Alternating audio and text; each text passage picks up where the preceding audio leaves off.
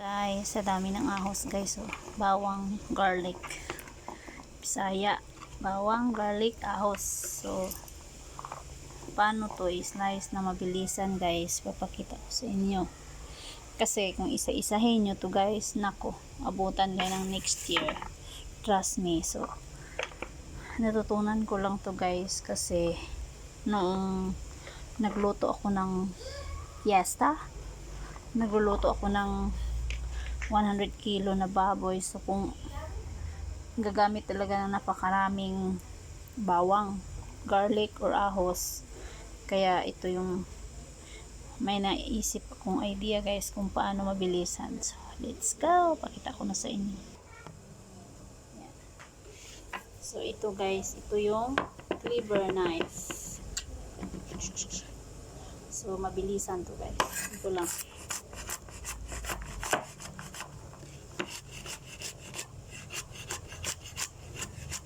Ingat lang sa kamay guys ha.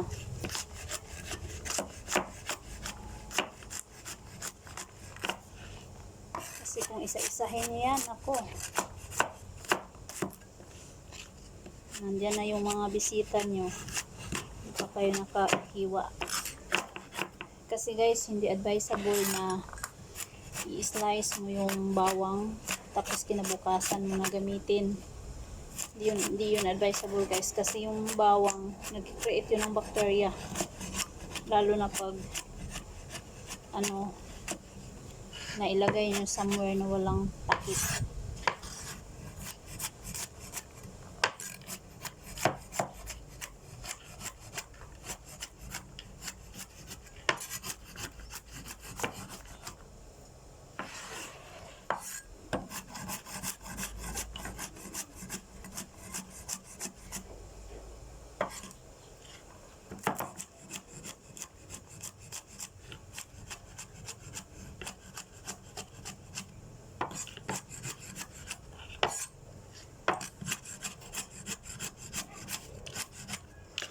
Advantage din kasi guys, pag pino yung pagka-slice mo ng bawang, ay mas maaroma.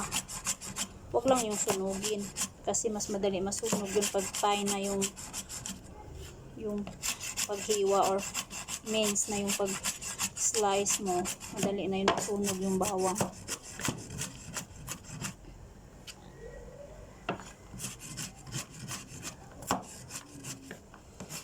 Siguro guys, kung may contest, yung isa-isahin mo pag-slice, tapos compare sa style kung ganito, malalaman natin yung oras guys, makumpara. Sa mga chef, bilisan na talaga, wala nang pakinding-kending pag ikaw ang nag-slice.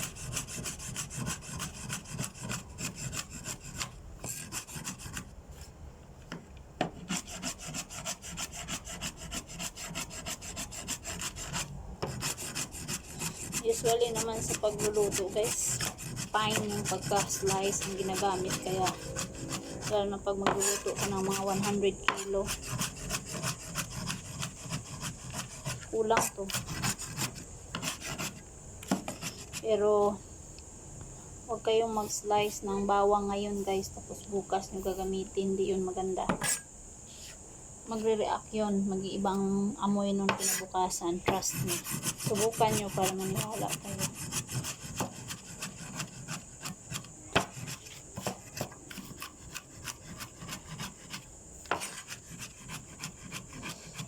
Paikot-ikot ako guys, or yung chopping board ang iikot nyo.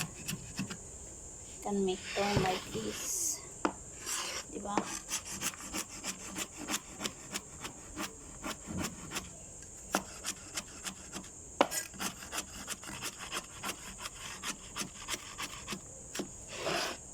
Ingat lang guys ha, yung kamay nyo dapat ganun oh. Parang guide lang siya ba, tapos lumalakad yung kamay mo. Yan.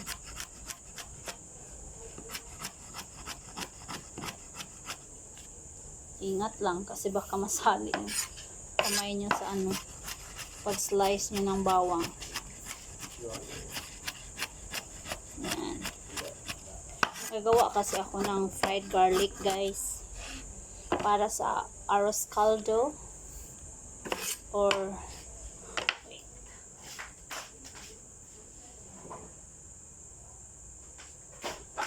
Ilan na kaga?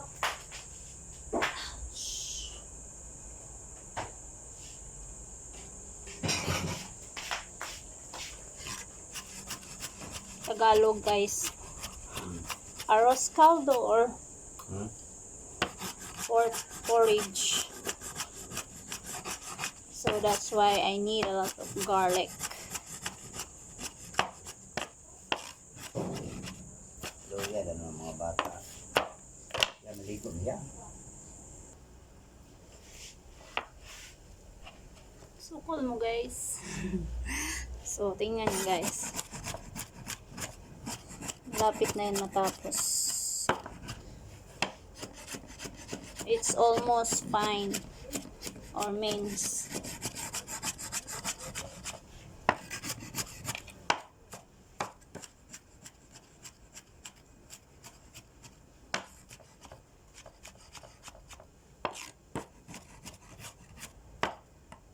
Finish.